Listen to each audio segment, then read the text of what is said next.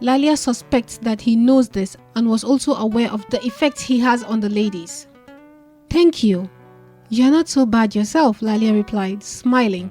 She looked at him questioningly, urging him to tell her the reason for his prompt visit. The way he looked at her always made her a bit self-conscious, and it was one of the things that made her believe that maybe he could possibly be in love with her too. "The Royal Butlers will be selecting their newest recruits in 4 days, and I wish to participate.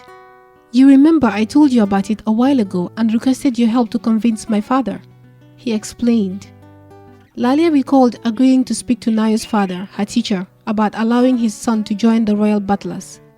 They had both anticipated that Nayo's father would not be too open to the idea of his son giving up their family trade and legacy to join the Butlers. The Soyinkas have been the healers of the Sayumba royal household for centuries. All Soyinka descendants were taught and trained to be traditional healers from the time they are born to when they join their ancestors. This selfless service to the royal family and household has been the source of great pride and joy for them. And to this day, they happily served the Sayumba royals. This heritage was something Nayo was well aware of, but he still desired to break the mold. He hoped that as long as his younger siblings kept to the family's tradition, he would be free to pursue his dream of serving in the royal army. He made no qualms about the battle that was ahead of him. He knew it would be hard to convince his father, hence the reason he was soliciting Lalia's help. He believed that Lalia is very dear to his father, so he hoped that when she speaks to his father on his behalf, his father would more likely give in to her request. Lalia agreed to help him on condition that he would teach her to fight and hunt as good as he can. Nayo had been keeping his side of the bargain as they started secretly training together a long while ago. Lalia was a natural. With each passing day, she was getting better and better at fighting. Although she was not as good a hunter, but she was getting better after each lesson. "Yes, I have not forgotten about my promise, and do not worry. I shall speak to your father first thing tomorrow morning," she reassured him. Lalia was still adjusting her clothes when she caught him staring at her again. "Are you certain that you can convince him to let me join the Royal Butlers?" he asked again. "Yes," she sighed. As he was about to leave, Lalia rushed to request a training session with him. "Wait, how about training today?" "I don't think we can train today. I hear that Princess Helima will be visiting the palace today," Nayo explained apologetically. Lalia was now standing very close to him, so close that she was almost breathless. Yes, I heard that she was coming today. I was going to tell you," she responded, stumbling on her words nervously as her heart wouldn't stop beating. "All right, we will train some other time. And since I will be joining the Royal Guard soon, we must find more time to train before the recruiting day," Nayo said excitedly. He could not wait for the recruitment to begin as he was confident that he would pass.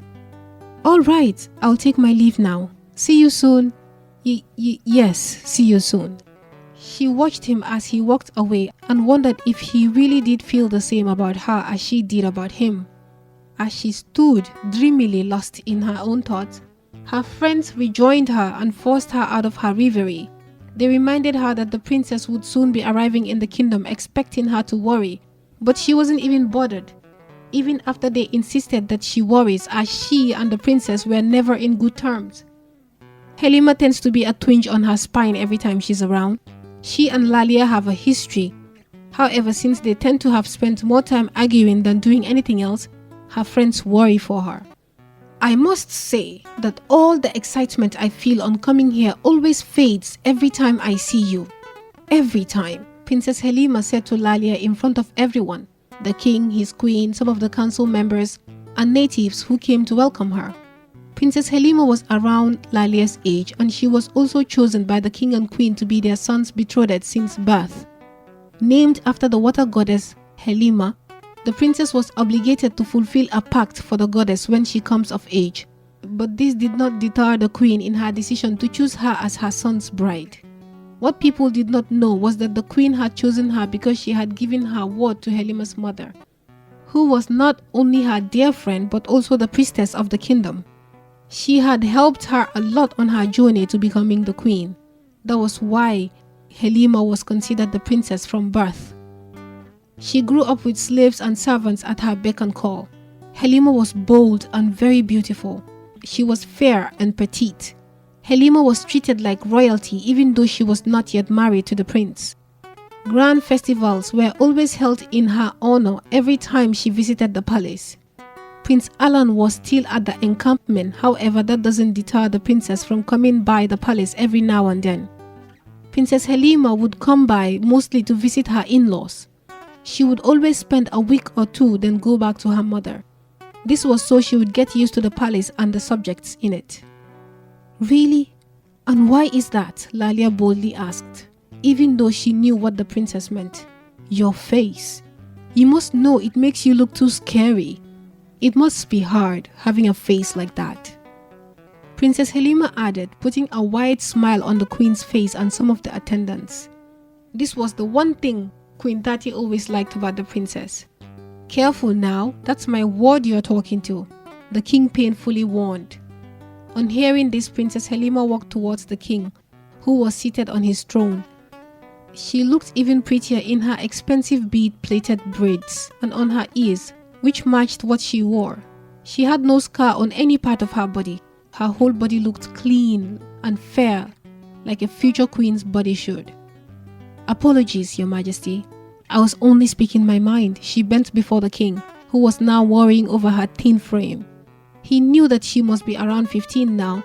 It is only a few more years for her to marry his son. She will do just fine when the time comes, the queen whispered to him and added aloud, You don't have to apologize, princess, for Lalia might be the king's ward, but you are the future queen of this kingdom. And to this everyone cheered. You may speak your mind in any manner that you please. She turned to look at the king as she said this, as if to taunt him and chastise him for looking out for Lalia. He saw Lalia bend her head and felt bad. Worse, that the queen was right. There is no way you can compare a mere ward to the future queen of the kingdom. The crowd cheered as the princess joined them, and the king stood up to say his last words. He held his gumbo high as he stated cheerfully, As the secret dance night approaches, we all know the reason for the princess's visit. In honor of this, there will be celebrations every night until the night before the sacred dance, and everyone is invited. Late that night, when the celebrations were over, Lalia lay resting on her mattress when she saw someone sneak into her hut. Who is that? She muttered, letting the intruder know that she was aware of her presence. She had put out the fire in her hut a while ago, so it was dark. Before she knew it, the person came running towards her to jump on her mattress. The sound that the individual made while running towards her made her realize just who it was. I thought you'll be too tired to visit. After all the celebrations, Lalia whispered as she stood up to go light up a fire so the place could brighten up a bit. As soon as the light came on, she could see a smile form on her visitor's face. Lalia smiled back at her, then walked to her mattress to take a seat right next to her.